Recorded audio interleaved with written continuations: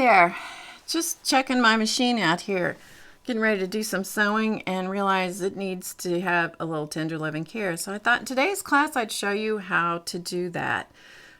What you can do at home to maintain your machine. I'm Barb Owen of Barb Owen Designs, and let's get started. So this is a machine that I've had for probably 15-20 years, and it's a great machine. It's a super piece of equipment, but it's served me really well because I've taken care of it. And there's a lot of things that you can do with your machine at home on a regular basis that will extend the life of the machine.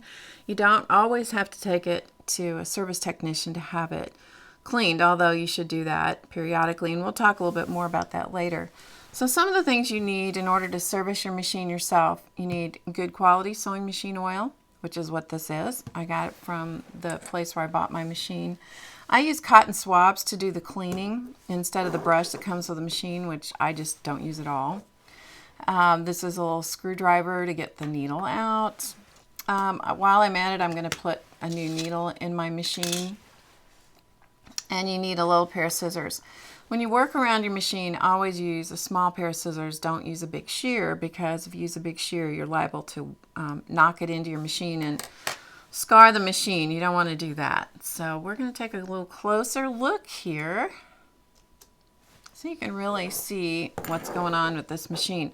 One of the things I like to do before I get started to do any work down here in this area of the machine, which is where it gets so dirty, is take the thread out. So the first thing I'm going to do here is I'm going to pull the top thread off. So just take that out and then take your bobbin out. So that pulls out on this machine. It comes out down here with an external bobbin case. So it just comes out like that. And there's a long thread. This is the bobbin thread that I have pulled out quite a ways. And I just snip that off so that then I don't drag all that thread out through this little tension spring, which is right here, right there. That little tension spring right there. If you drag the thread out, long threads, over and over and over, you can actually cause some damage to that spring. So just snip it off there and then drop the bobbin out. So you're only pulling just a tiny little bit of thread out instead of a great big thread. So pull that out, and then you want to take your presser foot off and take the needle out so you don't snag your hand on the needle. Now in this machine, it uses a little special screwdriver.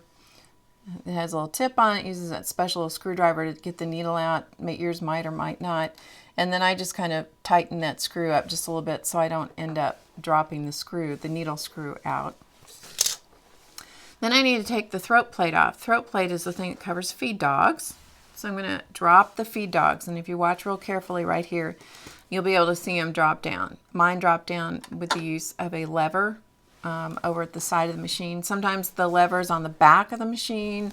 There's just different ways. You'll need to check your owner's manual about how your specific machine comes apart down here and how much you can take apart. If you don't have an owner's manual, you go to the place where you bought the machine, your dealer or wherever you got it, and see if they can get another owner's manual for you, or if all else fails, check online, because there are some websites that specialize in the machine manuals for all different kinds of machines going way, way back. So you can even get the really old machines manuals, and a lot of times those are downloads that don't cost very much, and you can just download them straight into your computer. All right, so this throat plate, which covers the feed dogs, needs to come off, and on this one it just snaps off. Yours might have some screws actually that attach it to the machine bed down here, and if that's the case, you might have to use a little screwdriver. Might even be something that looks similar to this one, short little stubby screwdriver. Or sometimes you can use a coin, like a penny or something, and unscrew those screws. There's not a lot of room in here, and so that's why it requires those special little screwdrivers or something to